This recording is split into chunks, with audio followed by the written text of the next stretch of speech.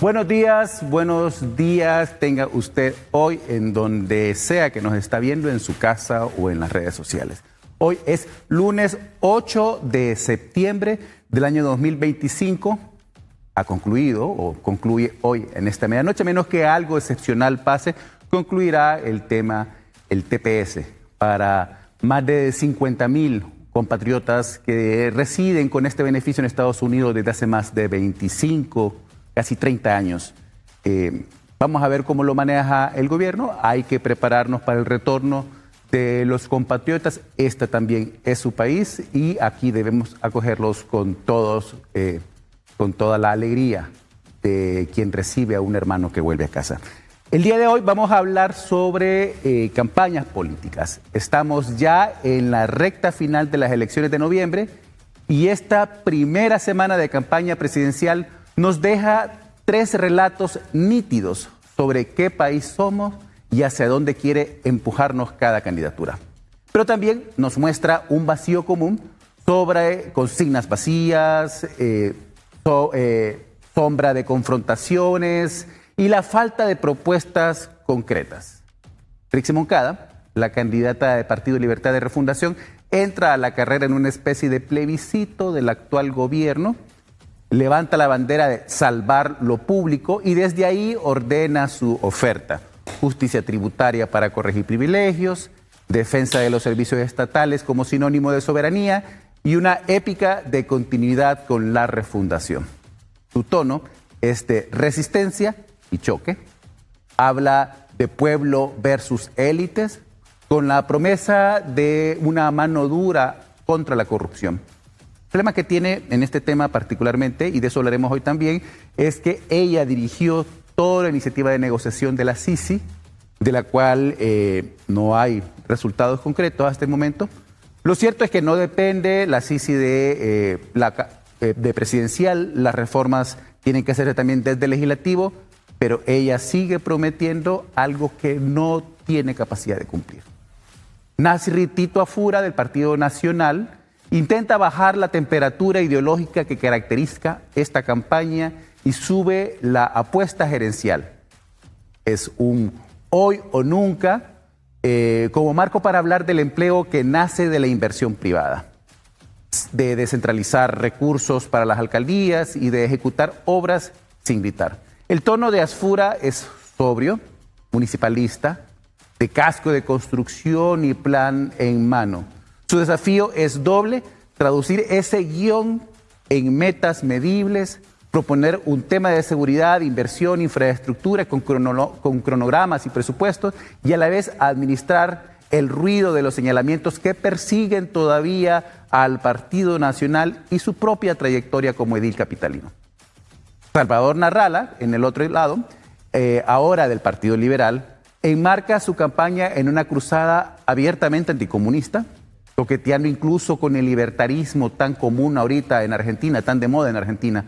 Narrala asocia continuidad oficialista con deriva autoritaria y ruina económica y se presenta como un dique liberal democrático que resguarda propiedad privada, la competencia y el alineamiento con Estados Unidos. Hoy en guerra abierta con el cartel de los soles. Su reto no está en la potencia del antagonismo que lo caracteriza, sino en convertir esa bandera en ingeniería de gobierno, un plan energético con cronograma y metas, una estrategia de seguridad con indicadores verificables y una reglas estables que den certidumbre a la inversión sin opacidad ni favoritismo. Como vemos, no son campañas vacías realmente. En términos de identidad, cada una tiene un marco reconocible, pero sí son pobres en papeles, en proyectos, ¿no? Le falta documentos programáticos, le falta costo, le falta leyes que deben reformarse, la aritmética legislativa para hacer posible esas leyes, falta equipos y líneas de mando que den confianza de ejecución. Hoy, en Más Consciente, vamos a mirar estas campañas ya a una semana de haber iniciado, ¿no? Más allá de los eslóganes, más allá de la confrontación, vamos a analizar qué está proponiendo cada uno de los partidos políticos, y para eso tendremos la compañía el día de hoy del economista y político don Marvin Ponce Sauceda, con quien conversaremos sobre el tono de las campañas políticas. Hoy es pues 8 de septiembre y estamos apenas a días para cambiar el Consejo Nacional Electoral también, y eso también entrará en la conversación. Pero antes de entrar a hablar con Marvin Ponce, quiero que conversemos un poco sobre cuánto cuesta una campaña política, porque la pregunta no es quién grita más fuerte en la plaza, sino quién puede gobernar mejor. Y para eso también es importante ver cómo se está moviendo la campaña. Para eso veamos un poco más contexto sobre cuánto cuestan las campañas políticas para poder tener como todo el panorama completo de en qué estamos ahorita invirtiendo a nivel electoral. Más contexto.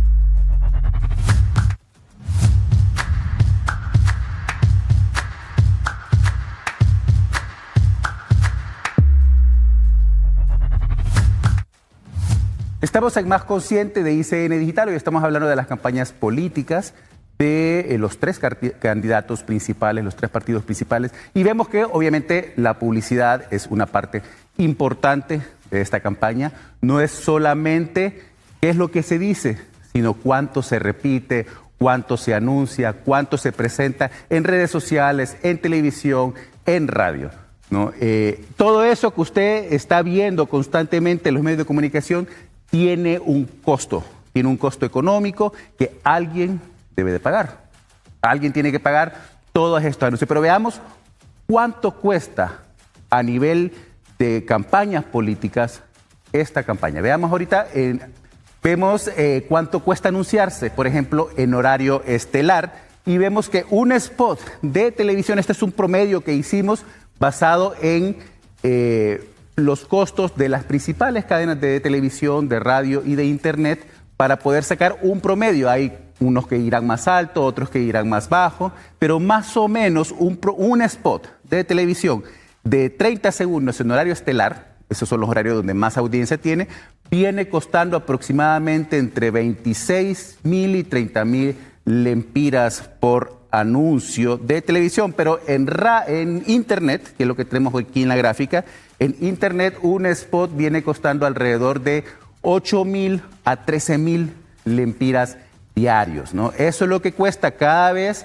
que usted lo mira una vez. Si lo vemos al mes, un candidato tendría que estar gastando alrededor de 400.000 lempiras mensuales para poder tener ese anuncio fluyendo en las redes sociales de manera que usted lo mire. ¿Cuánto cuesta en radio este anuncio? En radio, que principales radios a nivel nacional, ¿no? Vamos a ver que un spot de 30 segundos, estamos hablando de 30 segundos, cuesta alrededor de 3.300 lempiras más o menos. Cada vez que usted lo escucha, una vez, 30 segundos, eso es lo que está costando, ¿no? Si lo pagan al mes un spot diario, ¿no? Saque usted la cuenta cuánto cuesta 10 spots diarios, cuánto cuesta 30 spots diarios, ¿no? Es a nivel de radio, un spot diario está costando al mes casi 1.000.000 de lempiras, ¿no? Si vamos a televisión, en televisión son los precios más altos, sigue siendo la televisión el espacio que más ve la gente, que más influye en la gente, y aquí vemos que un anuncio de televisión está costando alrededor de 27.000 lempiras diarios por un spot de 30 segundos. Si hacemos el equivalente a un mes, ¿no? Estaríamos costando alrededor de 8 millones de lempiras que estarían pagándose en campañas. Sabemos que los candidatos, estos 3 candidatos del que vamos a hablar el día de hoy, no pagan un solo anuncio diario, sino que normalmente tienen una mayor frecuencia, una frecuencia diaria de 5, 10 anuncios. Entonces saque usted el equivalente. Eso tiene un propósito. Mientras más ve usted el anuncio en los medios de comunicación, mientras más ve usted el anuncio de radio, de televisión, el anuncio en las redes sociales, más se mete en la conversación, las propuestas, los discursos, la campaña de estos candidatos, y ese es el sentido por el cual estamos hablando ahorita de costos. Ahora vamos a ver, al regresar de la pausa, junto a Marvin Ponce, qué es lo que están vendiendo los candidatos exactamente, qué es lo que están pagando ellos para que nosotros consumamos a nivel de campañas políticas. Bienvenido a Más Consciente, yo soy Óscar Estrada, esto es el programa de hoy, ICN Digital. Los invitamos a que nos acompañen en todas las redes y que comenten. Hoy tendremos a Marvin Ponce, así que por favor coméntenos, les prometemos que no será un programa aburrido, porque cuando está Marvin alrededor no es un programa aburrido. Ya regresamos.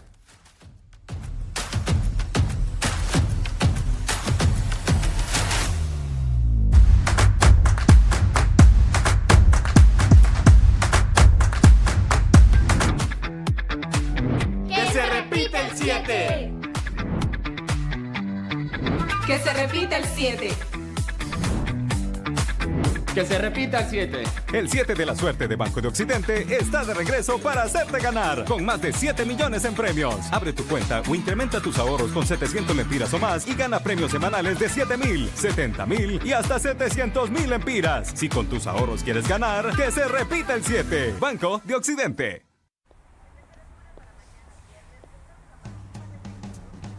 Todo va a estar bien. Puede ser mejor con Mazola. También tenías razón.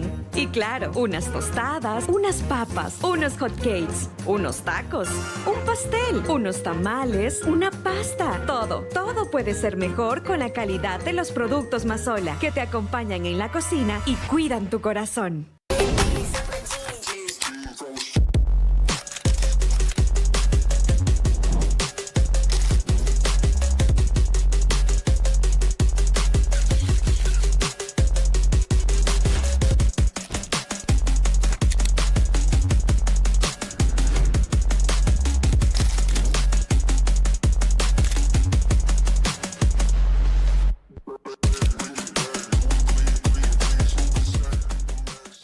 En Unitec estudio para explorar, crear y transformar el mundo. Cada espacio del campus potencia mi talento y me forma como un líder audaz, preparado para el futuro. Un día juego mi deporte favorito y al siguiente saco mi lado artístico. Lo tenemos todo. Carreras innovadoras, programas acreditados globalmente y alianzas con las mejores universidades. Llegué como estudiante y me convertiré en líder global. Este es el lugar donde mis sueños empiezan. Unitec de aquí para el mundo.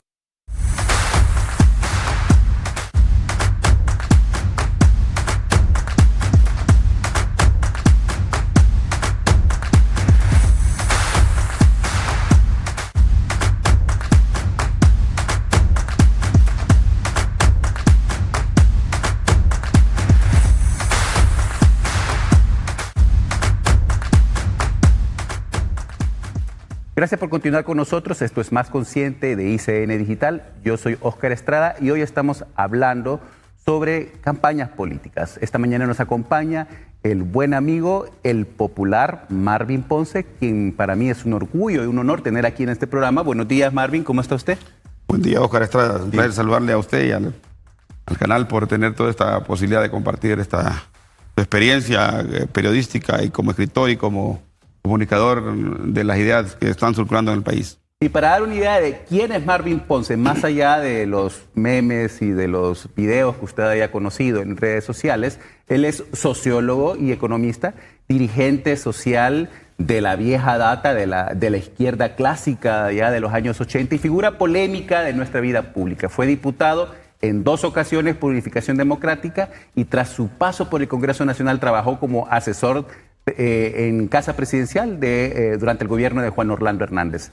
En julio de 2016 protagonizó un incidente que lo volvió viral, ¿no?, en Televisión Nacional con ahora también candidato, que en algún momento tendremos también en este espacio, don Nelson Ávila. Un episodio que terminó en su renuncia del cargo y marcó de alguna forma también su relación con los medios de comunicación y la opinión pública.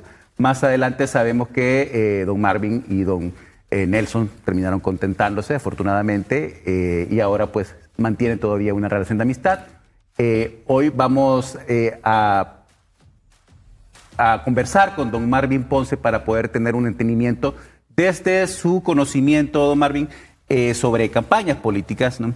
Pero antes de entrar a hablar sobre eso, yo tengo una pregunta que quería hacerle, fíjese, don Marvin, que siempre me llamó la atención. Lo he escuchado en otros espacios, otros programas, donde usted dice de que usted ingresó al Congreso como asesor de Juan Orlando Hernández porque quería conocer cómo era el poder desde adentro, ¿no? Y esa es la primera pregunta. ¿Cómo es el poder desde adentro, don Marvin? Bueno, no sé si logré conocerlo bien, pero mi intencionalidad cuando me ofrecieron la posibilidad de ser asesor presidencial, yo creo que le ofrezcan a uno que viene de la barriada, que viene de la lucha popular, que viene de la política alternativa, de la izquierda, de la UD, que te ofrezcan asesor presidencial, pues te motiva. Entonces consulté con mi familia y me incorporé y realmente, pero yo sabía que iba a pagar un costo político, pero mi gran alternativa fue conocer el poder de arriba para abajo, cómo se manejan crisis, cómo se manejan decisiones. Y sí logré conocer ciertas cosas, pero no todo, porque siempre hay anillos de poder más fuertes que los de que uno puede participar. Pero sí estuve en varios escenarios donde se manejaron crisis del país, toma decisiones de alto nivel, como la extradición, como los temas de la extinción de dominio, las leyes de lavado de activos y temas bien delicados, que fueron los temas realmente que estuvieron muy fuertes en la época del Congreso de Juan Orlando y en el gobierno ya ejecutando las políticas públicas. Usted es un luchador que viene de la izquierda. Yo lo conocí con el Bloque Popular, por ejemplo, lo conocí en esas luchas de los años 90 en contra del Tratado de Libre Comercio de Estados Unidos, ya más adelante ya con el gobierno de Manuel Zelaya Rosales. ¿Cómo fue? ¿Sabía usted que iba a tener un costo político? Sí, claro. ¿No? Esa asociación con Juan Orlando Hernández. ¿Por qué cree usted que es tan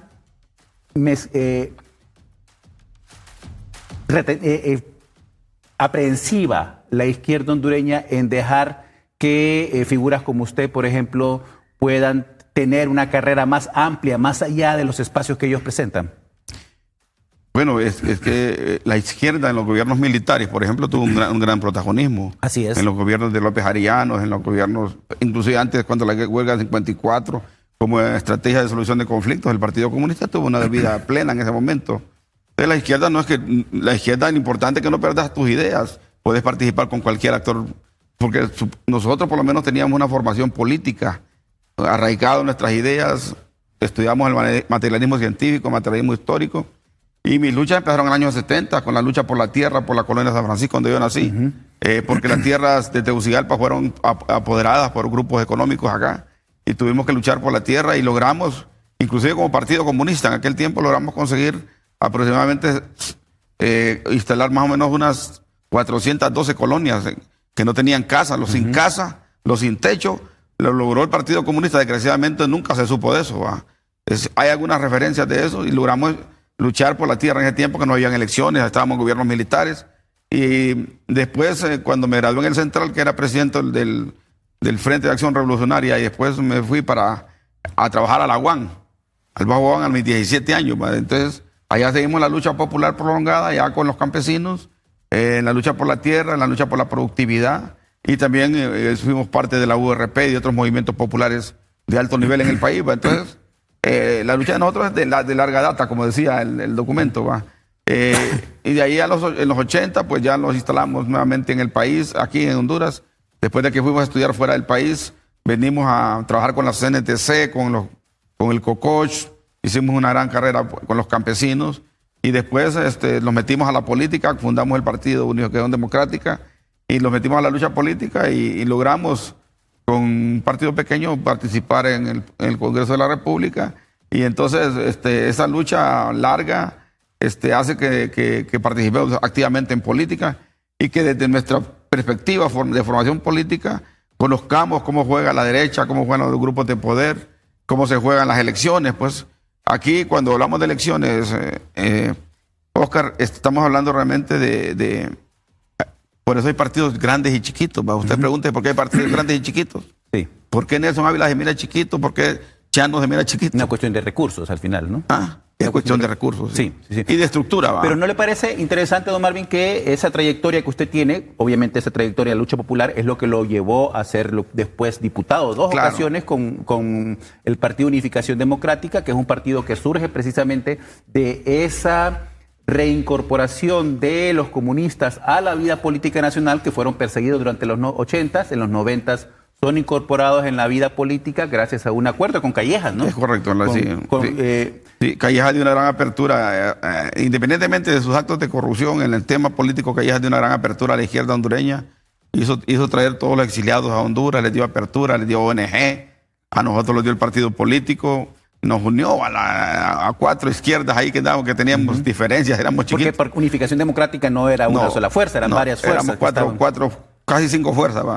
El Movimiento Ciudadano, el Partido Revolucionario Hondureño, el Partido Renovación Patriótica, el Partido Comunista, Leninista Comunista, y también otras fuerzas políticas ahí, el Partido Morazanista. Partido Morazanista, sí. Entonces los unimos ahí y bueno, hagamos un solo partido, los dijeron. Bueno, entonces hubieron siempre roces, pero al final el partido se creó, pero la izquierda, otra izquierda social, la izquierda académica, la izquierda intelectual no nos acompañó. No los acompañó. No nos acompañó en el proceso electoral, pues. ¿Y qué pasó ahora que este Partido Unificación Democrática recién acaba de desaparecer como partido político formalmente? ¿Qué pasó ahí? Que en un gobierno de izquierda y el partido que tradicionalmente fue de izquierda es como un castigo por haber acompañado el gobierno de Pepe Lobo. No, más bien que las izquierdas son dialécticas, ¿va? Libre se llevó el 70% de los mejores dirigentes del partido UD. Claro, porque acuérdense que el partido UD era un partido chiquito porque no teníamos financiamiento, no teníamos apoyo logístico. Entonces cuando surge el Libre, que surge de la base popular en una lucha contra el golpe de Estado, y se surge el partido político, entonces muchos de nuestros líderes se van a Libre. Y de hecho, 14 diputados de los que hoy son diputados en Libre los formamos y los trabajamos en la UD, y algunos fueron diputados inclusive por la UD. Entonces la UD más bien fue el que creó la base del movimiento social de izquierda partidario en la parte contemporánea, que fue lo que le da la fuerza ideológica que tiene, la tiene básicamente porque la UD le prestó o le transfirió o mutaron los cuadros a esa línea política. Y este giro y esta alianza que tiene ahora el Partido Libertad y Refundación, específicamente un grupo ideológico muy fuerte, y con el Partido Comunista Chino. ¿Cómo ve usted, viniendo del Partido Comunista, viniendo de aquí, esta relación que ahora tienen con los chinos?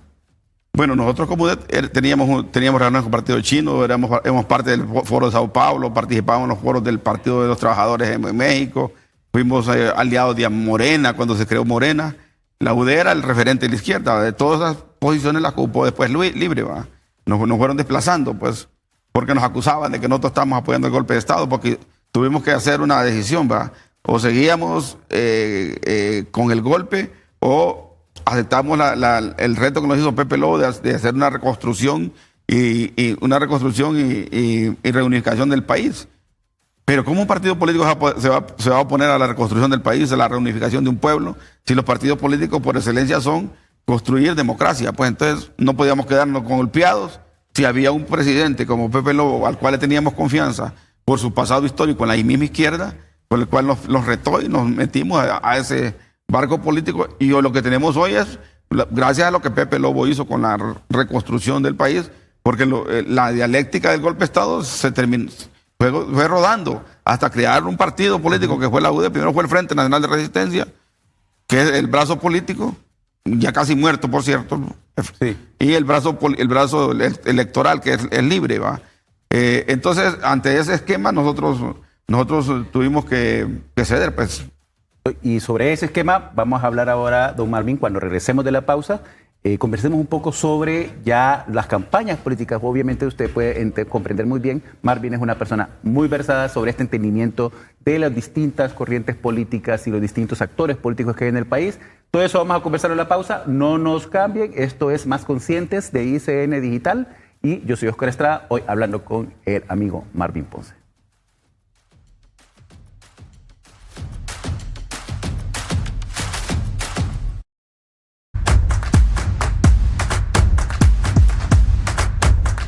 En cada rincón de Ceutec hay historias de esfuerzo, de logros, de personas como yo que toman las riendas de su destino.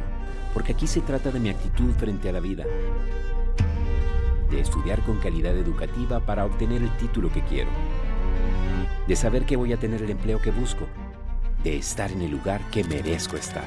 En Ceutec sabemos que se trata de esto y de mucho más, pero sobre todo, se trata de vos. Ceutec. Cocinemos, cocinemos, atrevámonos, un platillo, una merienda, un sabor que nos sorprenda.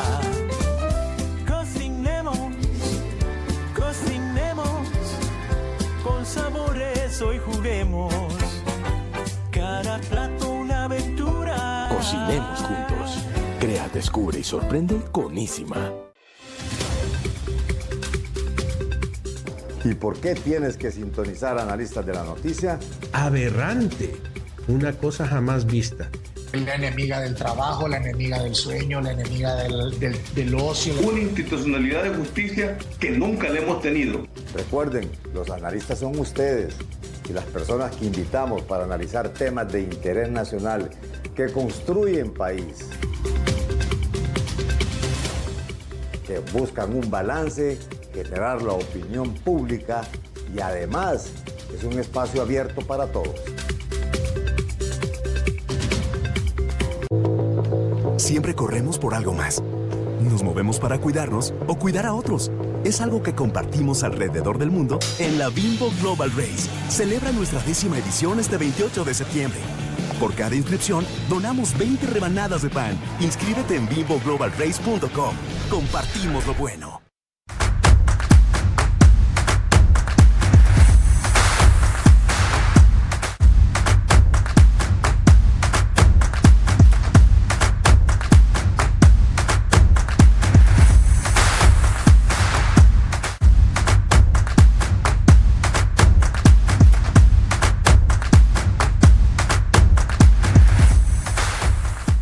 Gracias por continuar con nosotros. Esto es Más Conscientes de ICN Digital. Yo soy Oscar Estrada y hoy estamos hablando sobre campañas políticas. Hemos hecho ya una introducción de quién es nuestro invitado el día de hoy y un poco cuál es su trayectoria también, ¿no? Marvin Ponce es un hombre que viene de una extensa trayectoria de lucha social y lucha política, que ha tenido uno de los recorridos más interesantes de la vida política nacional y por eso queremos conversar con él alrededor de las campañas políticas. Analicemos qué es lo que están diciendo los candidatos.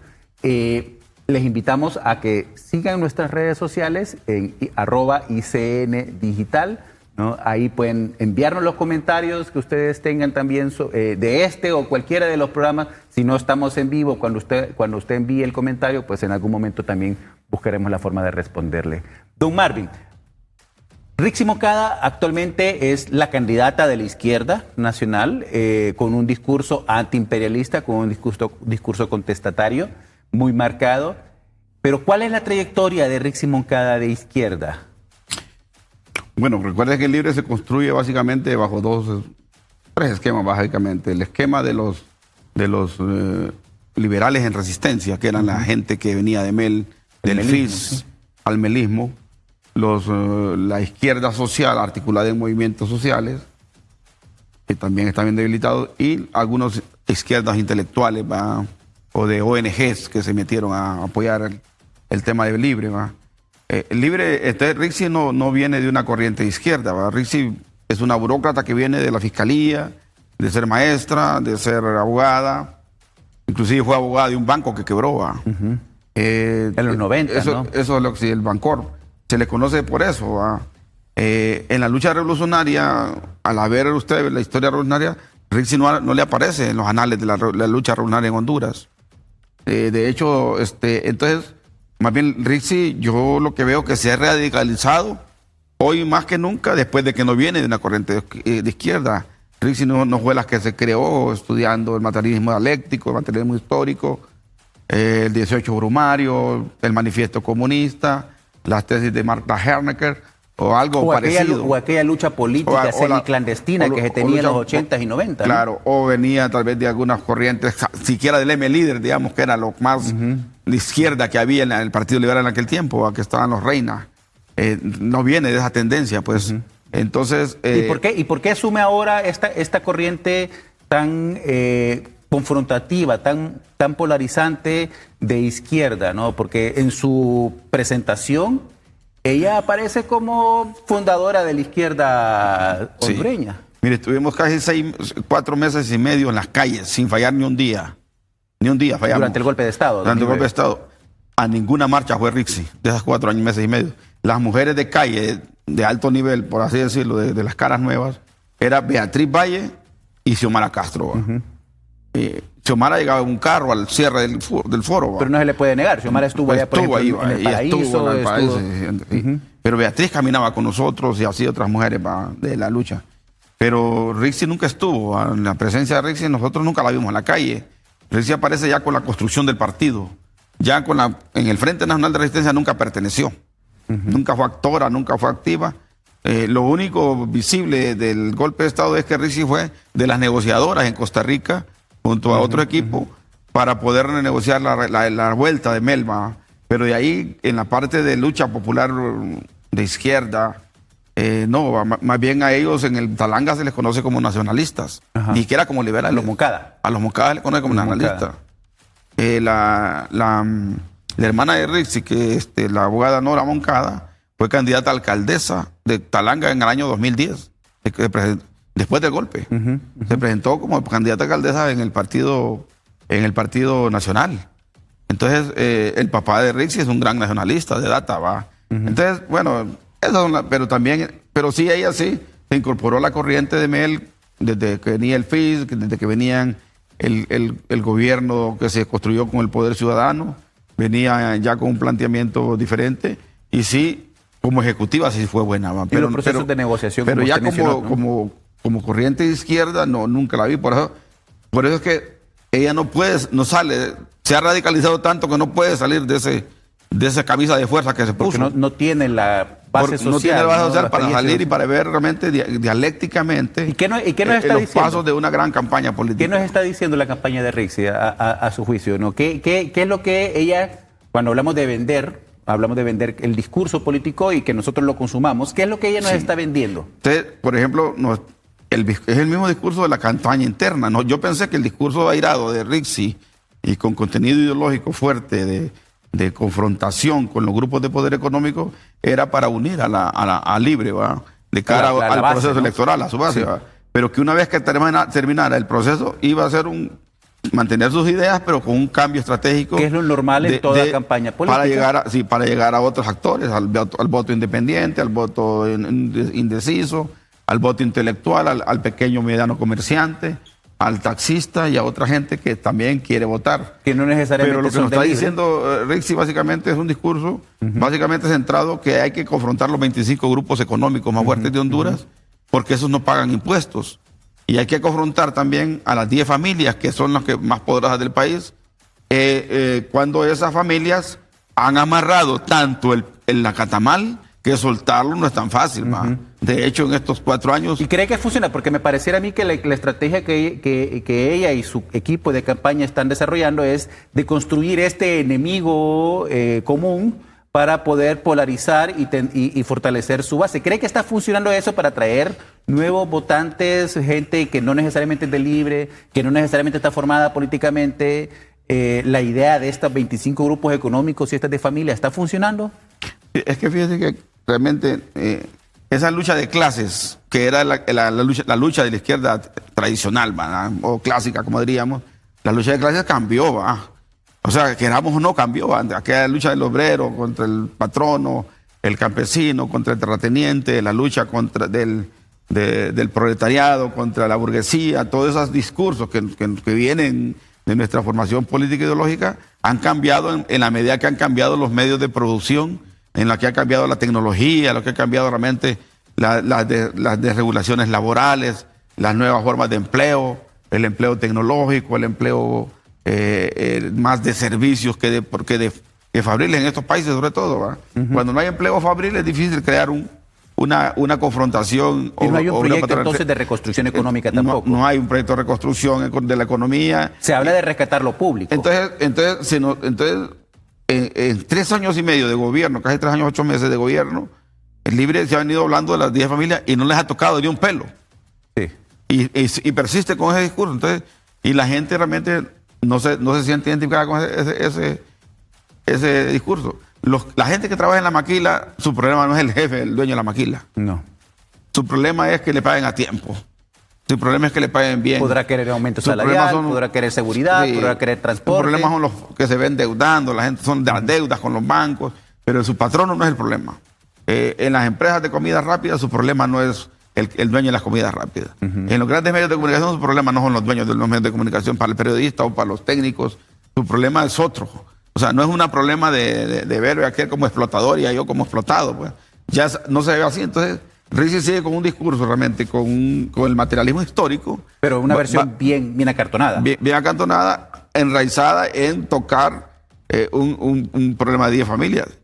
Si lo fueran 10 familias las que no pagan impuestos en el país, fuera fácil el problema. Aquí son más de 50.000 familias, 50.000 empresarios que no pagan impuestos. ¿Y tiene chance la campaña de Ricci para cambiar en las próximas semanas, cree usted? ¿O es lo que vamos a ver ya el resto de esta campaña? Tiene que, porque le quedan 85 días todavía de campaña, 80 días aproximadamente, y yo creo que está casada con esos discursos, pero tiene que cambiarla en función realmente de que hay que buscar el voto del taxista, el voto de la ama de casa, el voto del pequeño productor, el dueño del sector informal de la economía, de la pequeña empresa, el voto de la pequeña burguesía que tiene ciertos medios de producción y también hasta el voto de los ricos, porque ella va a plantear cambios, porque no se le puede desconocer que como ejecutiva es una gran ejecutiva, es una gran estadista. Como ministra de Trabajo jugó un papel importante, pero ahí se notó realmente que ella no venía de una izquierda, porque trataba a las centrales obreras muy fuerte, muy duro. Costaba llegar a acuerdos con ella cuando habían conflictos laborales. Y ahora los conflictos laborales, usted ve, ya no son problemas entre la fábrica X con el propietario este. Ahora los conflictos laborales que se dan en los últimos 25 años son con el sector público. Con el gobierno. Con el gobierno. Entonces ahí anda perdida la campaña, a mi juicio. Sí. Anda perdida porque el actor no son las 10 familias. ¿Y eso que sí son, que sí es cierto. Sí. Que esos 10 familias han amarrado la tecnología, han amarrado la electricidad, han amarrado los medios de comunicación, han amarrado la banca, han amarrado las maquilas, las exportaciones, los exportadores de café. Y ahí, pero a nivel de campaña está lejos de poder servir como catalizador. Sí, como catalizador. Y entonces es mejor hacer algo contra ellos cuando se dé gobierno que decirlo para conseguir votos. Vamos ahora, don Marvin, a una pausa y al regresar, fíjese que tengo... me llama la atención un poco esta idea que usted está presentando, porque el sector público es el único que realmente tiene todavía clase obrera organizada. Y por eso los conflictos son mucho más evidentes. Vamos a hablar luego sobre Tito Afura, ¿qué le parece? Sí. Pero al volver de la pausa, no nos cambie. Esto es Más Conscientes de ICN Digital. Hoy con don Marvin Ponce hablando sobre un análisis así a vista de pájaro sobre las campañas públicas. Ya regresamos.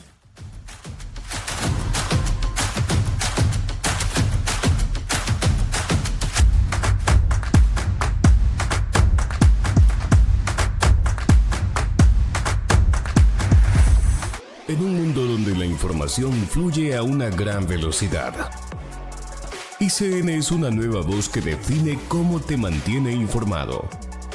Sabemos que hoy no es solo importante saber qué sucede, sino entender el porqué. ICN es profundidad, noticias, análisis, deporte. Somos un medio que entiende la importancia de estar conectado, ofreciéndote la cobertura más completa, estés donde estés. Pero sobre todo, ICN educa y conecta con lo que realmente te interesa. ICN, una nueva conciencia. Vamos a limpiarlo.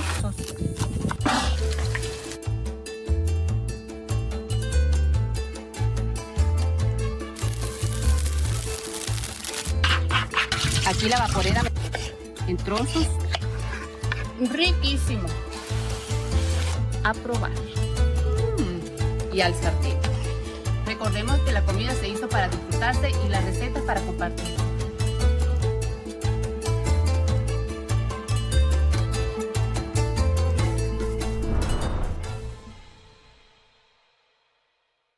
¿Estás listo para emprender un viaje? Amigos, me encuentro en una de las calles más famosas de la escena musical en Londres, Denmark Street. Recetas nuevas de cocina. Vámonos a preparar el guiso. Esta es la manera en que nosotros la preparamos y queda deliciosa. Miren nada más qué belleza. ¿No sabes qué necesita tu mascota? Y aquí tiene un hoyito para la correa. Vamos a llevarnos al perro a nuestro terreno. ¿Cómo? Creando asociaciones positivas. Toda la información que estás buscando. Las 1.000 millones de estrellas en nuestra galaxia. Y sí, se sabe todo. Todo. Y más, solo por ICN.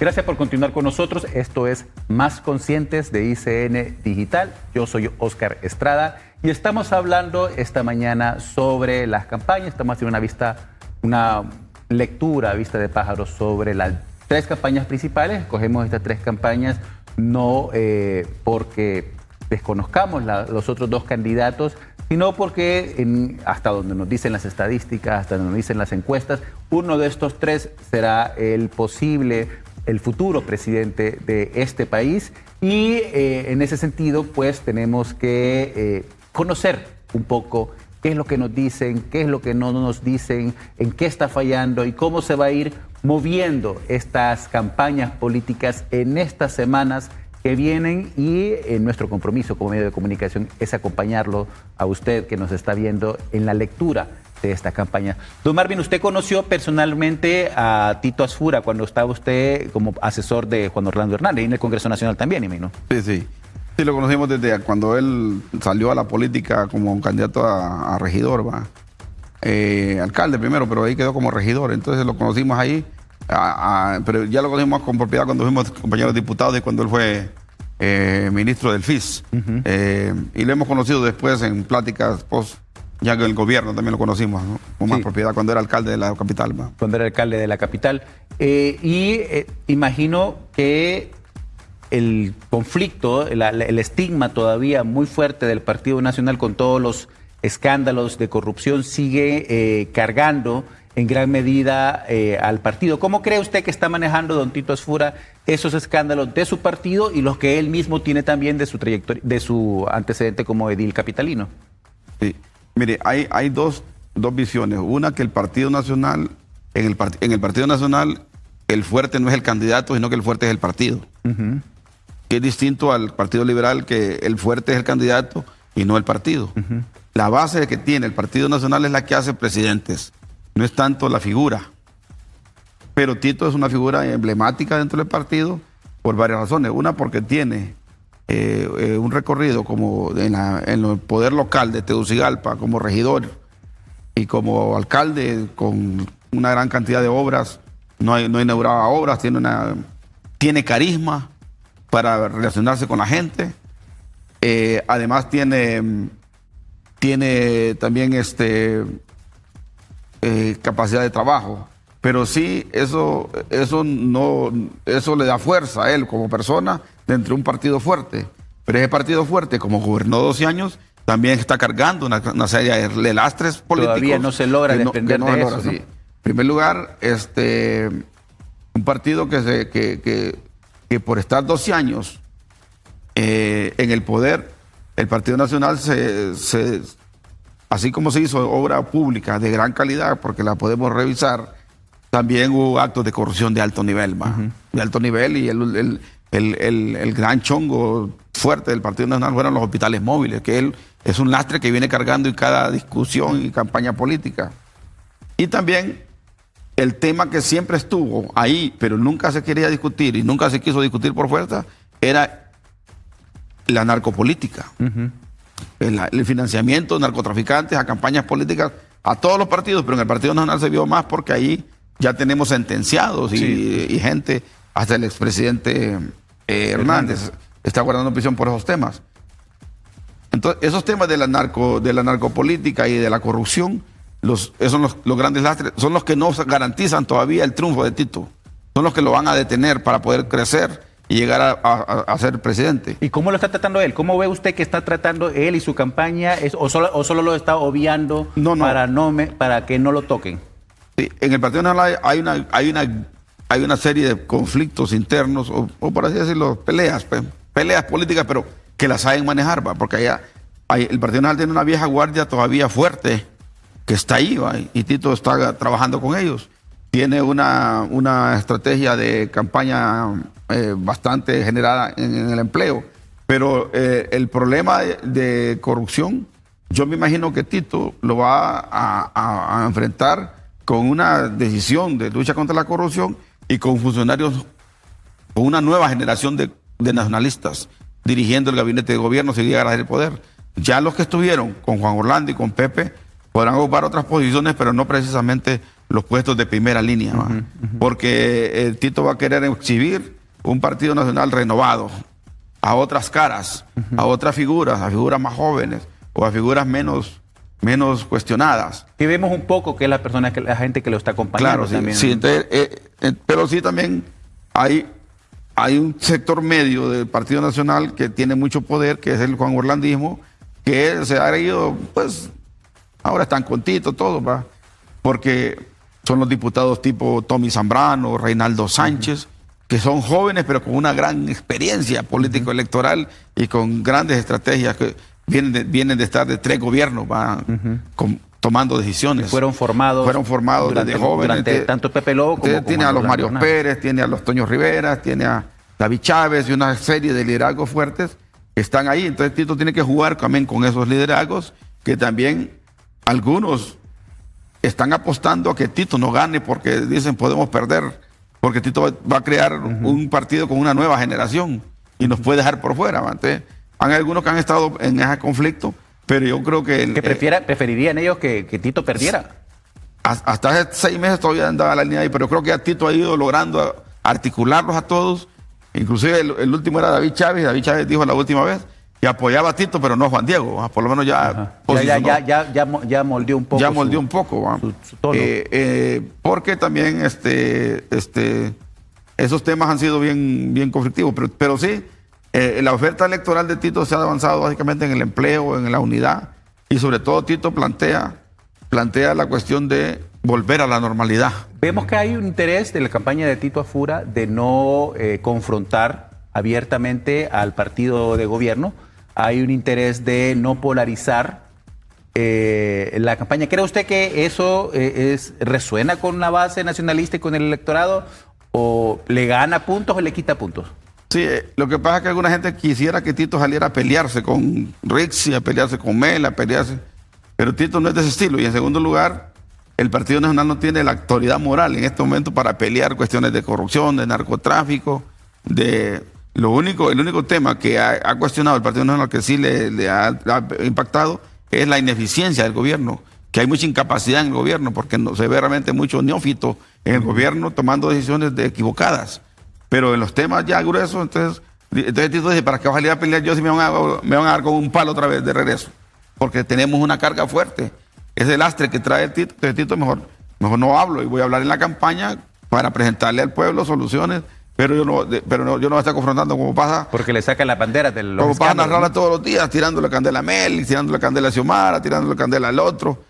Tito no es de ese esquema. Entonces, Tito, su plan campaña, yo la estoy viendo que va por ese rumbo, por un rumbo básicamente más conciliador, un rumbo más, volvamos al status quo, volvamos a la normalidad, porque nos salimos de la normalidad con Libre, ¿va? Porque hay mucha gente que cree que Libre irrumpió en un terreno que era de ellos, pero claro que no. Libre es una fuerza política que logró penetrar lo débil del bipartidismo, pues. Y es más, a mi juicio el bipartidismo se está jugando el pecho en esta elección. Porque aunque ganara Nasralla, no es que gana el Partido Liberal, gana el outsider Nasralla, aupado por una bandera rojo, blanco y rojo, pero no gana el partido per se. Y entonces, una vez que Nasralla se convierta en presidente, si fuera ese el caso, es un nuevo liberalismo que va a haber, ¿va? Y sobre el Partido Liberal, don Marvin, vamos a hablar en el siguiente segmento. Al volver de la pausa, don Marvin, vamos a hablar sobre Salvador Nasralla, ¿no? Y cómo vemos esta campaña para poder tener las tres de comparación, para luego ir ya a hablar sobre un panorama más amplio sobre las propuestas y las ausencias que hay en esta campaña. Eso al volver de la pausa comercial. No nos cambie, esto es Más Conscientes de ICN Digital.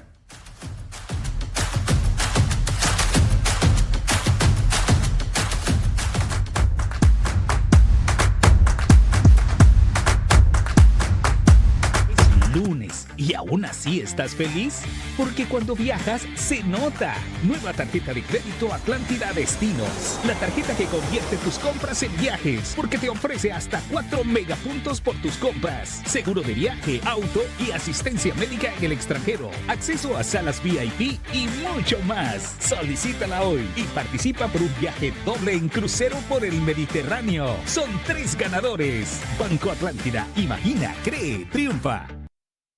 Serpento, vi pasar el bus hace apenas un momento. No pude evitar recordar tiempos pasados, cuando iba apretado y en el último asiento. Hoy voy relajado y viajo contento, porque voy en mi moto Serpento. En mi Serpento voy en puro movimiento. Voy por piedras, tierra y pavimento. Soy el mero gallo, voy en mi Serpento, porque voy en mi moto Serpento. Hola, tengo crédito, talleres y repuestos. Ya no voy en el último puesto, y al gallo más gallo, voy por mi Serpento.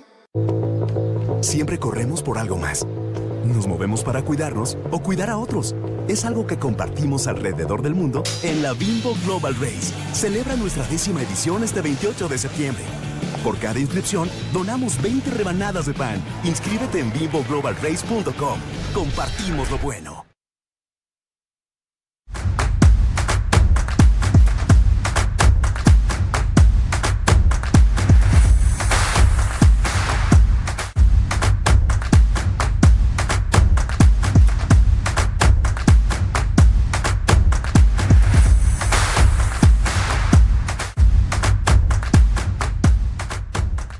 Gracias por continuar con nosotros. Esto es Más Conscientes de ICN Digital. Yo soy Oscar Estrada y hoy me acompaña el analista político, no me gusta tanto decirlo analista, más político, luchador social, también sociólogo y economista, don Marvin Ponce, con quien estamos hablando sobre campañas políticas. Ya hicimos el recorrido de Rixi Moncada, hicimos el recorrido así a vista de pájaro de Tito Asfura. Ahora nos toca hablar, don Marvin, sobre Salvador Nasralla, ¿no? Esta figura que irrumpe en la política nacional a partir de 2013. Ya era una figura conocida a nivel mediático, todos sabemos eso, de Salvador Nasralla. Y ahora en esta nueva etapa dentro del Partido Liberal, un partido que no controla él, un partido que tiene prestado de alguna forma también, lo vemos haciendo su campaña. ¿Cómo ve la campaña de Salvador Nasralla? ¿Ha cuajado, ha encajado en el Partido Liberal? Bueno, hay que decir que Nasralla es uno de los fenómenos políticos más importantes de la historia de Honduras. Nasralla surge a la política sin ser político, sino que viniendo de los medios de comunicación y de shows y de eventos realmente deportivos, donde tiene un arraigo muy fuerte. Una gran parte del arraigo de Nasralla en la costa norte es por el fútbol. Por el fútbol, sí. Eso es porque así él ha sido el eterno comentarista y generador e impulsador de la selección. Y es un tema que también, así como la política, también mueve las bases. Entonces, Nasralla, acuérdese que entra en el 2013 solo, con su partido PAC, Partido Anticorrupción. Y logra 430,000 votos. Sin tener gente en las mesas electorales. Sí. Fue una sorpresa para todos. Sí, entonces, claro, Nasralla en un solo elección irrumpió y le dio vuelta a los Pinos, a la Democracia Cristiana, a la UD. Nunca otro partido que no fuera el tradicional había llegado a niveles de más de 60,000 votos, pues. Y Nasrallah entra con 430,000 votos. Alguna gente cree que le robaron 200,000 votos en las mesas porque no tuvo gente en las mesas. Entonces estamos hablando de un hombre de 600,000 votos que entra, que es casi la mitad con lo que se ganó en la elección en Honduras, solo. Entonces de ahí irrumpe y de ahí vamos a ver que Nasrallah acompaña las alianzas de Libre, y al acompañar la alianza primera, que es cuando Juan Orlando se tira a la reelección. Un poco también porque Mel necesitaba atraer, ganar esa base que había construido Salvador Nasrallah. Por eso lo incorporan en el 17 y por eso lo incorporan en el 21. Claro, sí, cuando yo que Nasrallah pesaba, y entonces Libre todavía no se consellaba cuando llega al poder, a pesar de que venía el golpe de Estado y que doña Xiomara aparece en la elección, en esa misma elección que va Nasrallah, doña Xiomara saca 940,000 votos y Nasrallah, entonces dijo, la suma de Nasrallah con Libre ganamos. Y se tiró a la reelección, la reelección Juan Orlando, y ahí sale Nasrallah. Y fueron de las elecciones históricas que se ganaron por menos de un tercio, de un 1%. Casi 22,000 votos fue la diferencia realmente. Y que fueron cuestionadas, que se había ganado Nasrallah y todo eso. Y que Mel abandonó a Nasrallah y que Nasrallah se fue para Estados Unidos y que toda la cosa. Pero al final, lo que está claro es que Nasrallah logró impulsar un partido, casi hacerlo ganar en la primera alianza. En la segunda alianza, Nasrallah hace ganar a doña Xiomara, que es el gobierno que tenemos actualmente. Entonces, Nasrallah hace figura importante, disruptiva, que se mete a la política y rompe esquemas. ¿Y por qué no cuajó esa alianza con Libre? Porque ya en el gobierno no lograron encontrar esos espacios de trabajo conjunto que hizo que se divorciara Salvador Nasrallah al final de esa alianza. Sí, yo creo que ahí fue básicamente por lo que conocemos aquí en Honduras, por los familiones, porque ni siquiera el Libre, los dirigentes del Libre se les llamó para decir cómo vamos a conducir el país, sino que los familiones agarraron las tajadas. Rixi Moncada agarró una tajada, puso los ministros de su línea, Mel agarró su tajada con doña Xiomara y los Flores Lanza otra tajada. Son los que se ven realmente los grupos que repartieron. Y a los Juanes Barahona, a los Harit, pues ahí los fueron contentando con chambas y con pequeñas cuotas de poder, pero que no fue que el partido per se, los pensadores del partido decidieron, esta es la línea de gobierno, sino que la línea de gobierno la tiró los familiones, que al final se confabula con una serie de actos de nepotismo, donde muchas familias, no solamente las familiones, muchas familias de los liderazgos de Libre están ocupando puestos públicos sin tener expertriz, algunos, y otros sí con expertriz. Pero al final entonces esto hace que Salvador se repliegue, porque a Salvador le cumplen la cuota de lo que él pidió, pero no le ponen la gente que él quería. Por ejemplo... Pero de alguna forma esa cuota que le cumplieron tiene costos todavía, como el Congreso Nacional. Claro, el Congreso que es redondo, le ponen a Barquero, le ponen a Matthews, y a Irosca la ponen de vicepresidenta. Lo que él pidió se lo dieron. Pero Nasrallah quería más poder. A Nasrallah casi le dijeron que él iba a cogobernar y que iba a tomar decisiones políticas estratégicas, pero a Nasrallah más bien los familiares lo sacan. No es ni siquiera doña Xiomara, sino que los grupos de poder político de Libre lo sacan, pues, lo esqueman, porque dicen, no encaja, porque Nasrallah tiene un carácter fuerte, es un hombre con mucho carácter, autoestima fuerte y también hasta niveles de narcisismo. Pero tampoco no fue el problema eso, el problema fue realmente que a Nasrallah no le pudieron cumplir. Pero Nasrallah, al final, usted mira que a pesar de todo eso, se da cuenta que con su partido Salvador de Honduras, una vez que va construyendo su estrategia política de ver cómo quiere ser presidente, deja votado su partido Salvador de Honduras y no sé quién lo lleva al Partido Liberal, hasta ahorita no hemos investigado. ¿Quién es que toma la decisión de decirle mandemos a Nasrallah al Partido Liberal? ¿Y usted cree que fue una decisión correcta o él debió haberse quedado con su partido y trabajado? No, es correcta, porque aquí realmente, aquí hay que ser claro, que lo que se maneja en el país es una mafiocracia. Si tú no estás en un partido tradicional que te puedan financiar económicamente, los que tienen el plata o los grupos de narcotráfico que financian, entonces no te ven como perspectiva ganadora. Entonces Nasrallah dio cuenta de eso y deja su partido político, se lo deja a Fátima y a los demás, y de ahí se va a meter al Partido Liberal y se va a una elección interna con un candidato fuerte como Jorge Cáliz, que viene también del Partido Libre con experiencia electoral, una figura renovada como Cáliz, y lo derrota. Entonces Nasrallah ya cumplió el algoritmo electoral. Diría que el presidente de Honduras debería ser Salvador Nasrallah. Sí. ¿Y qué nos está diciendo la campaña de Salvador Nasrallah? ¿Qué nos está diciendo toda esta trayectoria que él ha hecho y ahora él está ahí en la posición que quizás siempre quiso tener, de un candidato con abiertas posibilidades de poder ganar? Es un partido que le puede cuidar los votos. Es un partido que le puede cuidar los votos con una estructura que el partido no es de él, pero que es un partido que le va a cuidar los votos. Entonces lo que se mira es que la campaña de Nasrallah se mira desorganizada, va. Se mira desarticulada también, va. Yo no veo a un Cáliz articulado a una campaña, motivado para la campaña, impulsando el voto como lo hacía con Libre. Acuérdate que Cáliz era el operador político del Libre prácticamente, y no lo está haciendo en el Partido Liberal. Entonces yo no veo a Cáliz en esa tendencia.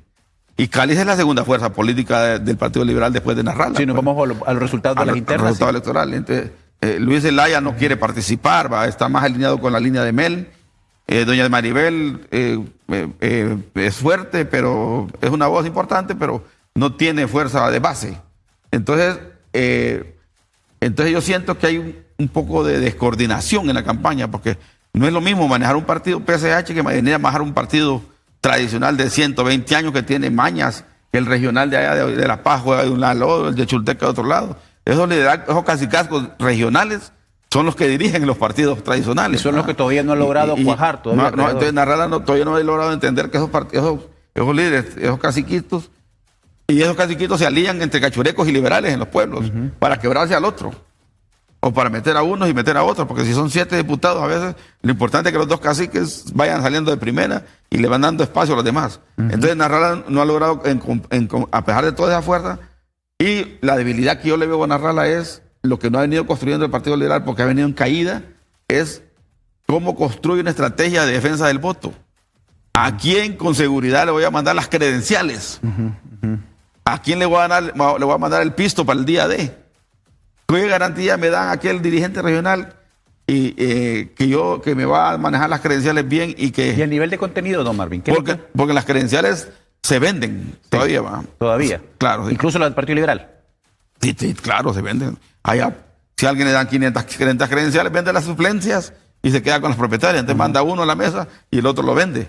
Y eso también puede generar también que el fraude, por eso el fraude, mientras no se dan en las mesas, el fraude va a seguir existiendo en la mesa electoral. Y por eso la defensa del voto y la estructura que tanto se habla es, porque si yo tengo estructuras en todos los municipios, nadie me va a robar un voto.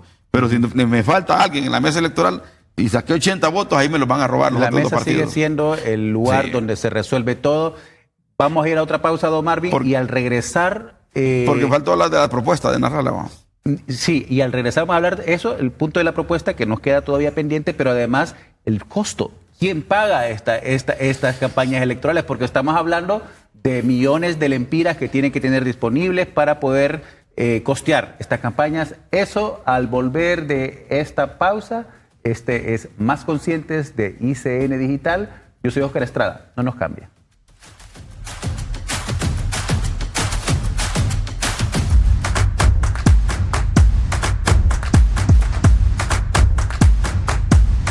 En un mundo donde la información fluye a una gran velocidad, ICN es una nueva voz que define cómo te mantiene informado. Sabemos que hoy no es solo importante saber qué sucede, sino entender el porqué. ICN es profundidad, noticias, análisis, deporte. Somos un medio que entiende la importancia de estar conectado, ofreciéndote la cobertura más completa, estés donde estés. Pero sobre todo, ICN educa y conecta con lo que realmente te interesa.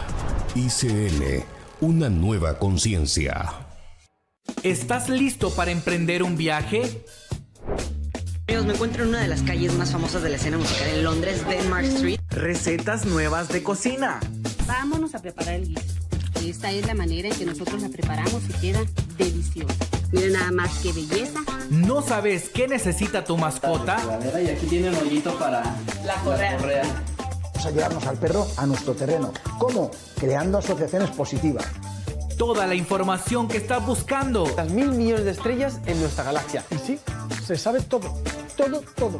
Y más, solo por ICN.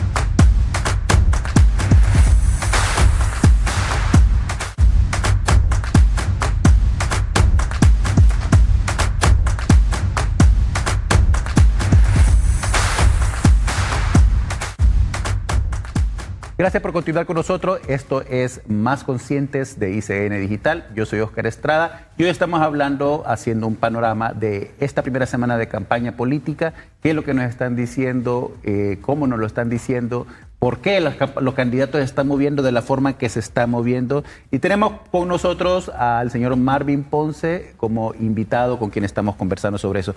Don Marvin, antes de irnos a la pausa, que nos quedó pendiente un poco el contenido de las campañas de Salvador Narrala. ¿Cuál es el contenido que ve usted? ¿Qué es lo que nos está diciendo, Salvador? Bueno, Narrala anda con una propuesta de 100 propuestas, que no las ha podido desarrollar porque siempre que va a un foro aparecen otros temas. 100 son muchas. Y los temas de confrontación son a Narrala lo tratan de inducir a la confrontación más que a la propuesta. Es una estrategia que le están trabajando a Narrala. Entonces, las propuestas de Narrala son importantes. Él plantea por lo menos la lucha frontal a la corrupción, que sus ministros, si en caso son ministros y roban, los va a mandar a la fiscalía. También plantea un tema realmente en cuanto a la producción, que va a generar empleos, que va a tener una buena relación con la empresa privada, que va a tener una buena relación con la pequeña empresa, que va a buscar apoyo de desarrollar las zonas de turismo y costeras, y ha planteado hasta la construcción de un tren bala a San Pedro Sula, pasando por Palmerola. Ha planteado ideas importantes como el fortalecimiento de la economía, buscar la cuenta del milenio. ¿Cree usted que tiene propuestas más concretas que los otros dos candidatos o está al mismo nivel así de propuestas? Está dispersa la propuesta, pero sí las tiene. Lo que pasa es que él las tiene escritas de una forma y las dice de otra forma. Entonces creo que tiene que organizar la propuesta realmente que sea creíble, que sea impactante y no que sea una propuesta así. Y que nos diga sobre todo cómo piensa hacerlo. ¿Cómo va a hacer eso? Porque digamos, nos dicen, vamos a generar empleo. Entonces, ¿Cómo van a generar empleo? Entonces, si vamos a generar empleo en el campo, vamos a ver sistemas de riego, vamos a estructurar una política de precios y mercados, vamos a generar un crédito para los que no tuvieron préstamos nunca, los vamos a olvidar de las condonaciones, vamos a fortalecer, ya no se trata solamente de la política agrícola, de dar un poquito de grano de semilla mejorada. Falta profundizar en la propuesta y hacerla más creíble. Todavía no se ve y yo espero que se dé en los siguientes días, porque también en estas elecciones no van a haber muchos debates públicos porque nadie quiere debatir. Nadie quiere debatir entre grupos. Rixi ha dicho que no quiere debatir con la oligarquía. Tito dice que no hay nada que debatir, que hay que solventar los problemas. Y Narrala creo que también no ha ido a muchos foros de debate porque se considera que va más bien a elevar el perfil a los otros que están abajo. Ahora, don Marvin, ya hablando un poco de los costos, hicimos una sección a la introducción para hablar un poco sobre cuánto cuesta, porque bueno, todo esto que estamos hablando ahorita es el panorama de cada una de las campañas, pero para que usted pueda entender o escucharlos o sentirlo o incorporarlo dentro de su conversación diaria, que es lo que los candidatos siempre buscan con los anuncios políticos, ellos tienen que pagar para anuncios, para entrevistas, para cintillos, para menciones, todas estas distintas opciones que hay en la red del costo de campaña. Hablamos, don Marvin, sobre 10 anuncios de 30 segundos cada uno. En promedio, pueden irse para arriba, pueden irse para abajo, está costando alrededor de 8 millones de lempiras en televisión, ¿no? Un anuncio de 10 anuncios de 30 segundos en radio, en promedio, está costando alrededor de 1 millón de lempiras, ¿no? Y hablando también sobre redes sociales, está alrededor de 3.000 lempiras, de 7.000 a 13.000 lempiras mensuales cada uno de estas redes. Entonces, es mucho dinero. Sí, bastante Es dinero. mucho dinero que entra para campañas si sumamos los banners, si sumamos los stickers, las banderas, los afiches, las concentraciones políticas, las caravanas, las movilizaciones. Todo esto, estamos hablando de millones de lempiras que los candidatos disponen en sus manos, en sus bolsillos, para pagar a quien sea que tienen que pagar. Sí. No, ¿quién pone ese dinero? Bueno, esta campaña se mira más pobre que otras. Cuando salía la campaña, arranca la campaña, aparecían ya los spots publicitarios y todo eso. Entonces, todo el mundo está esperando quién lo financia todavía, ¿va? Porque todavía falta que se reúnan los padrinos de Honduras, es decir, ¿a quién vamos a financiar? ¿A Nasrallah o a Tito Afura?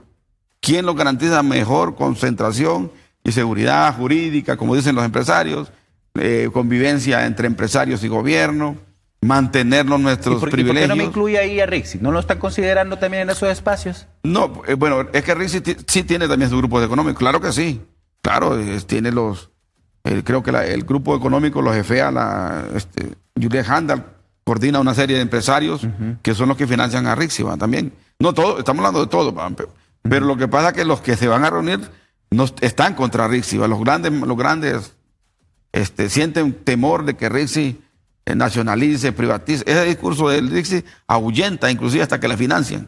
Porque dicen, no nos garantiza que vamos a mejorar el país, vamos a ir peor. Yo sí creo que un gobierno de Rixi sería súper mejor que el de Doña Xiomara, con más talento humano. Bueno, pero es que la vara está bien baja. Claro, sí, está bien baja, sí. Sí, pero sería, entonces el empresariado también debería considerar también que Rixi también tiene una propuesta que puede ser que una cosa es lo que diga, otra cosa es lo que haga, ¿va? Claro, como suele ser en la política. Como suele ser en la política, ¿va? Pues en la política al final tiene que acostumbrarse a vivir con el statu quo, a poder hacer algunos cambios estratégicos, depende de la correlación de fuerza que tenga. Pero el que pasa es que el Libre ha querido hacer cambios teniendo, por ejemplo, minorías, desde las minorías, y no deja de hacer otros cambios aún con la minoría, ¿va? Pero lo que sí está claro que aquí quienes financian, la campaña anda entre 500 y hasta 800 millones por candidato presidencial, que pueden aportar los empresarios. Cuando sumamos todos estos elementos, sí, ¿no? Claro, Cuando sumamos todo lo que cuesta. Sí, eso fue el dato que presentó incluso Pepe Lobo. Sí, dijo que por ahí andaba el costo de campaña. Sí, pero aquí se gasta más a veces. Porque solo el día D, que no le hemos hablado, el día D, que es el día más caro de la política, el día D y E que le llaman, ¿va? Que es un día antes de las elecciones, el día de las elecciones y un día posterior a las elecciones. Y está claro que si el candidato no tiene efectivo para ese día... Sí. Entonces, se trata de tener en el esquema hondureño 80,000 voluntarios el día D, comiendo y bebiendo refrescos, 24 agua. horas. 24 horas. Y una logística para hacer llegar esa comida a los que están en las mesas electorales, a los que están en las carpas de informativas, porque ahora hay una tecnología nueva, los que están en los centros de cómputo, los que están jalando gente, los que están los transportistas que tienen contratados. Entonces, el que no tenga esa logística, ahí puede perder una elección, el día D. Y ahí es donde veo la desventaja de Nasrallah. De tener, porque el Partido Nacional sí lo tiene. Y el Partido Liberal tiene la estructura del Estado. Lo que habría que decir, pero no va a tener el pisto que tuvo otras elecciones del Partido Nacional. Porque viene de 12 años de poder, entonces la plata del Estado fluía. Hoy tiene que fluir el dinero de los aportantes. Entonces, se cree que Nasrallah va ganando encuestas, pero tiene que ganar la elección. Sí. Las encuestas no lo hacen presidente. Y las encuestas tampoco son creíbles en todo. En esta guerra de encuestas que hay ahorita. No, además nosotros no tenemos una firma encuestadora de alto nivel, porque al final todas las firmas encuestadoras que tenemos nosotros, alguien les paga para que puedan hacer esa prueba, porque tiene un costo, pues. Y nadie las hace de gratis, va a hacer una encuesta solamente para quedar bien con el país. Entonces, lo que está claro es que el financiamiento va a ser lo determinante, pues. Lo que se defina desde ya. Hay fiestas que hace poco una fiesta de Nasrallah que cobró 10,000 lempiras por una cena. Entonces, para recaudar fondos. Llega ahí, alguna gente que ya a ver si hay una chambita ahí, te voy a pagar los 10,000 pesos. Me voy a arriesgar a poner los 10,000 lempiras a ver si consigo la chamba. Es como una inversión. Ya me conozco a Nasrallah. Ya me conozco, ahí estuve yo. Entonces, pero sí, entonces se recogen fondos así. Los diputados también hacen. En los pueblos rifan toros, rifan vacas, rifan casas, terrenos. ¿Vale todo eso la democracia hondureña. O sea, si cuesta tanto, y lo que están entregando, ¿qué es lo que nos están entregando? ¿Qué es lo que podemos esperar ahora, no solo en esta campaña, sino en el próximo gobierno? Es que mire, es que el gobierno es para solventar problemas, pero lo que hemos visto ahora es que las campañas están orientadas. La lucha del poder es para ir a administrar el presupuesto, agarrar el botín político y económico que genera el poder. Y los negocios que los negocios que se generan, ¿va? Porque usted puede ver una ministra de salud en 2 puestos claves, manejando la salud pública y manejando la seguridad social. Entonces, ¿qué eficiencia puede haber ahí? No dialoga ni con las enfermeras. Entonces, ¿qué pasa? Pero ahí están los grandes negocios de los medicamentos, del equipo médico, de los equipamientos de los nuevos hospitales. Ahí está la construcción de los hospitales, ahí está el negocio también de los insumos médicos, del equipamiento y de los medicamentos especializados para las moras quirúrgicas. Entonces, eso genera realmente una gran cantidad de compras públicas que el 90% en este gobierno son directas. Y eso significa que realmente ese botín de dinero una parte se convierte en corrupción. Entonces lo que me está diciendo es que esta inversión de millones que ya mencionamos entra a las campañas con la esperanza de poder recuperar ese dinero en el gobierno, con los contratos, con las concesiones, con todos los beneficios que trae ser gobierno. Marvin, El sector de energía tira plata, disculpe, Cerro, tira plata el sector de energía a la campaña a cambio de que me des más contratos y que no me quites los que tengo. No quitarle los beneficios que tiene cada uno, ¿no? Claro. Marvin, tenemos que irnos ya a la última pausa. Le doy las gracias por habernos acompañado hoy. Este es su espacio, por favor, vuelva pronto para hablar ya de otros temas, porque esta campaña va a seguir moviéndose y aquí vamos a seguir necesitando de su análisis para poder tener una lectura más completa de qué es lo que está ocurriendo actualmente en el país. Sus últimas palabras, don Marvin. No, yo creo que el país se juega, estas elecciones es una lucha contra el bipartidismo. Sobrevivirá el bipartidismo. Esta lucha también es la reconstrucción del proceso democrático del país, independientemente de que vayan por el poder electoral, pero volver a la normalidad para poder recuperar las instituciones perdidas y podamos volver a creer que la confianza en un nuevo proceso democrático. Y la otra cuestión tiene que ver con realmente la existencia de los partidos políticos. Si un partido político le va muy mal esta vez, como van las cosas, la correlación de fuerzas, partidos que pueden desaparecer de un día para otro, porque estamos en un proceso de recambio de la clase política. Y si bien es cierto, mantenemos partidos de primera generación, pero que no se la crean que están tan fuertes.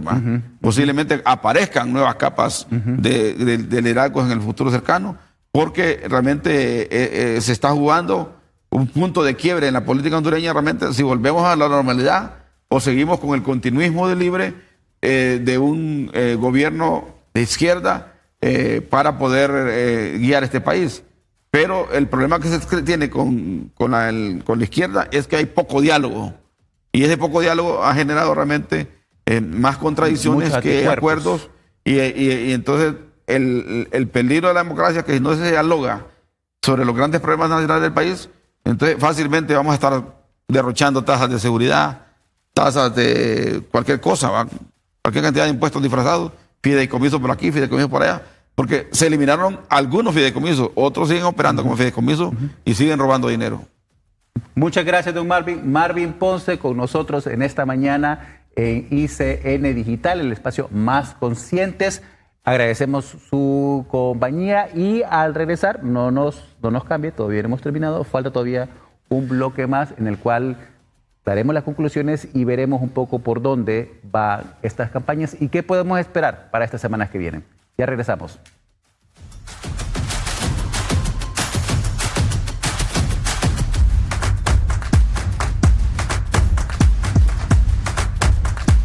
¿Estás listo para emprender un viaje? Amigos, me encuentro en una de las calles más famosas de la escena musical en Londres, Denmark Street. Recetas nuevas de cocina. Vámonos a preparar el guiso. Esta es la manera en que nosotros la preparamos y queda deliciosa. Miren nada más qué belleza. ¿No sabes qué necesita tu mascota? Y aquí tiene un hoyito para la correa. Vamos a llevarnos al perro a nuestro terreno. ¿Cómo? Creando asociaciones positivas. Toda la información que estás buscando. 1.000 millones de estrellas en nuestra galaxia. Y sí, se sabe todo. Todo, todo. Y más, solo por ICN. A partir de hoy no verás nuestro lugar en el universo con los mismos ojos. Números. Hay números primos, números felices, números amigos, números perfectos y números subnormales. Ciencia. Estudiando supernovas en galaxias lejanas. Datos curiosos. Animales que te salvan la vida y no lo sabes. Teorías. El aleteo de una mariposa. El Big Bang, la formación de las galaxias. Todo lo que necesitas saber solo por ICN, una nueva conciencia. Vamos a limpiarlo.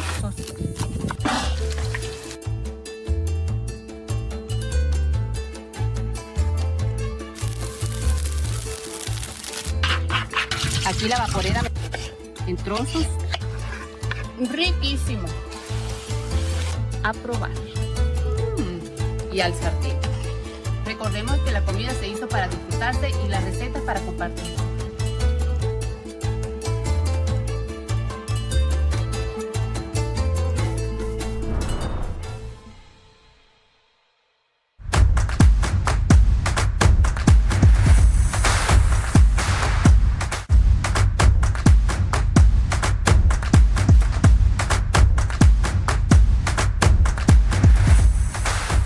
Gracias por continuar con nosotros. Esto es Más Conscientes de ICN Digital. Nuestros espectadores, al terminar el programa, pues la idea es que tengan una idea, una concepción mayor de lo que está ocurriendo en el país y seamos todos pues más conscientes.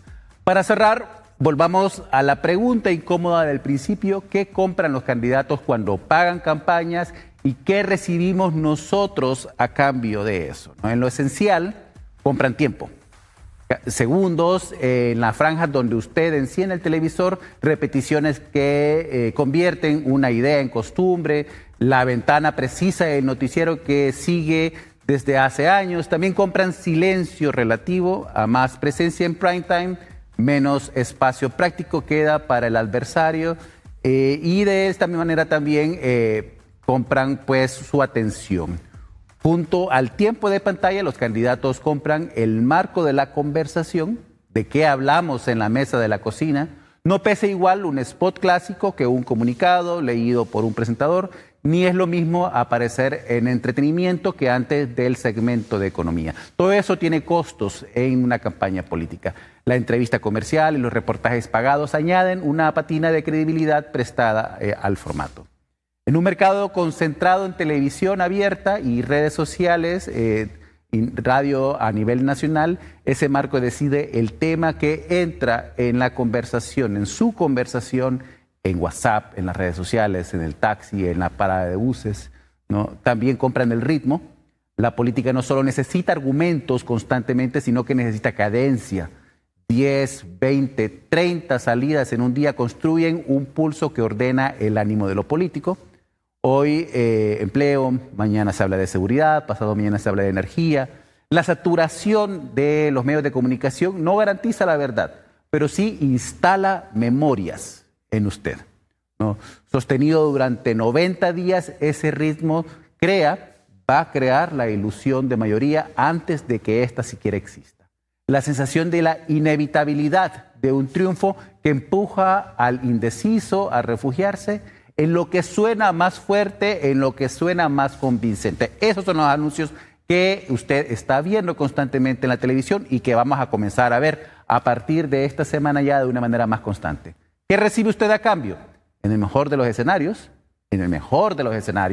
usted recibe información condensada, comparaciones útiles para poder tomar decisiones, ¿no? ¿Quién promete qué? ¿En qué tono? ¿Con qué prioridades?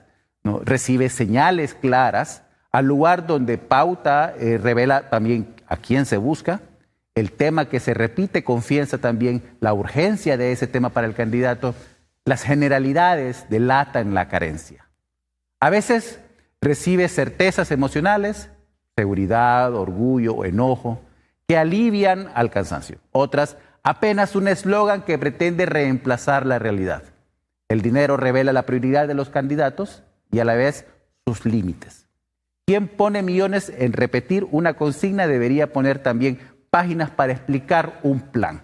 Quien compra una franja más cara debería mostrarnos también el equipo humano con que ejecutará esa maniobra, esa acción al día siguiente de las elecciones. Usted no le debe su voto a la campaña que más se repita en los medios de comunicación. La campaña le debe a usted un compromiso verificable a la altura de lo que pagó por hablarle tantos días. Nuestra tarea como medios de comunicación, como audiencia también y como periodistas, es separar el formato del contenido. El dinero compra tiempo en televisión, compra ritmo, compra marco de comunicación, pero gobernar no se compra. Se gana con capacidad, se gana con la verdad. Y si no entendimos si hoy entendimos cuánto cuesta sostener un relato y qué nos están diciendo hasta ahora los candidatos, mañana toca preguntar si ese relato merece sostenerse realmente durante 4 años más. Esa es la única inversión al final que no admite devolución. A partir de hoy estamos comenzando entonces ya una campaña política. Vamos en este espacio y en este canal vamos a mantener el pulso constante sobre qué es lo que están diciendo, cómo se va moviendo, por qué están manejando estos temas los candidatos, por qué no hablan de esto, ¿no? Hoy vimos con Marvin Ponce, por ejemplo, cómo los candidatos silencian cosas que le pueden costar políticamente, exaltan otras que pueden dañar al adversario políticamente, y en ese juego estamos usted como espectador, estamos nosotros como televisora, y sobre todo está en juego la democracia. Muchas gracias por acompañarnos el día de hoy. Por favor, denle like a nuestras publicaciones, compártanlas, coméntenos qué es lo que piensan, coméntenos si hay temas, si hay personas con las que les gustaría poder tener en este espacio para poder conversar sobre estos temas de realidad nacional que tanto nos importan. Abajo puede usted ver nuestras redes sociales y continúa con la programación de ICN Digital. Tenemos noticieros, programas de opinión, tenemos todos estos espacios para que usted al final del día esté también más consciente. Muchas gracias, yo soy Oscar Estrada y nos vemos mañana a las 7:30 de la mañana.